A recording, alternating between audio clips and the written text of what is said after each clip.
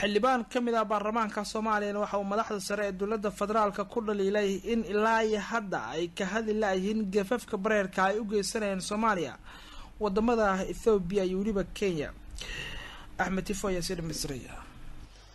dowladda Soomaaliya ayaa wali laga sugayaa jawaab adag in ay ka bixiso dowladda wadankaasi Kenya iyo Ethiopia qaladaadka ama gafafka ay u geysteen qarannimada Soomaaliya iyadoo wasaaradda arrimaha dibadda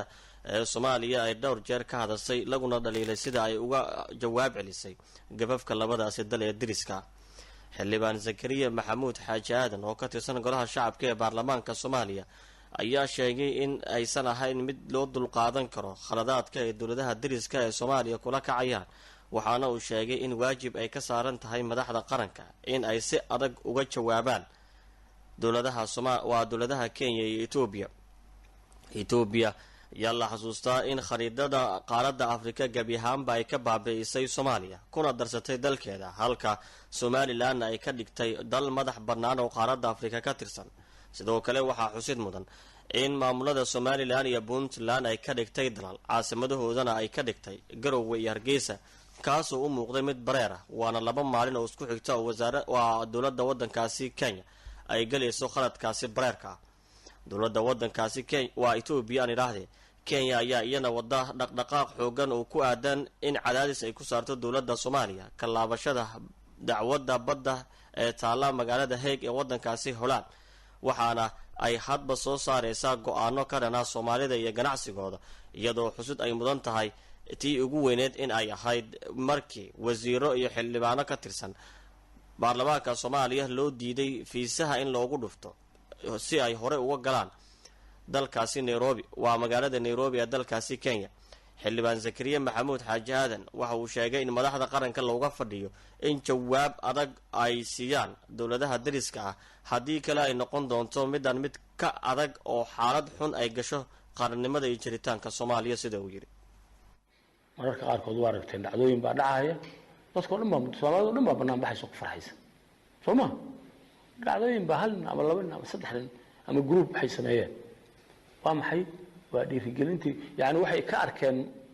iyagii baa muraad isku fiirshay waxay Allah waa nimadan qofkaas waxa iyagii soo dhigay soo bandhigay haddii dhinaca kale aad difaaci weydid u hadli weydid waqtiga ku haboon tahay ayaka aad kiiskooda ama qadiyadooda banaanka soo dhigi weydid waxa ay niyadda ka rabaan hadaad sheegi weydid waa dishay dadkaas waa niyad jabayaan in iska celin maayo haddii awlgeysiyana xataa fuliyo noqonayo oo fiirsada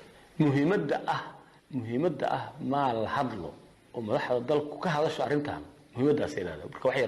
wax yar ma hadba qofka mas'uulka ah sidoo u maamulo sidoo u dhaqmo baa dadku noqonayaan waxa weeye maamada carabiga ah oo annaasu ala diin muluki annaasu dadku waxay qabsadaan sida hogaankoodu yahay hatta diin haday noqoto diinta qabsanayaan ay hogaankoodu soo noqdo maqlaysa marka anaga dadka Soomaaliyeed dad nool weeye maalin walba waxa isku dira waxa hoos geeya waxa karaamadoodii iyo qabkoodii baabi'iya waa dadka madaxda ah oo maxay saa u yeelayaan dadka madaxda ah waxay u yeelayaan kuma kalsoona dadka Soomaaliyeed waxay ku kalsoon yihiin qofka ajnabiga ah ama ka baqahayaan ama xurmeynayaan ama leeyihiin wax yar baa meeshaas ku yeelayaan laga xayirin maqlaysa ama guri baad ku leedahay ama madal baa dhowr sarood gooya iyo xoogaa lacag oo meel taala ma gooya dal iyo dad asaga lacag iyo dad rabtid guriyo iyo asaga aad ka dhisanaysa anu hadaan maanta ku leeyahay hantida ugu badan Kenya ama Ethiopia ku leeyahay ma lagama yaabo inaan Soomaaliya u dilo ama waa ka dhaqaaqi lahaa ama waxaan ka qaadan lahaa markii aan arko xaaladu sayta oo sirta ogaado. hadalka xildhibaan Zakariya Maxamuud Xaaji Aadan ayaa ku soo aadaya xilliga gafafkii bareerka ahaa dowladda Ethiopia ay raaligelin buuxda ka bixisay iyadoo dowladda wadankaasi Kenya ilaa aysan ka hadlin gafafka qaranka Soomaaliya ay u geysatay.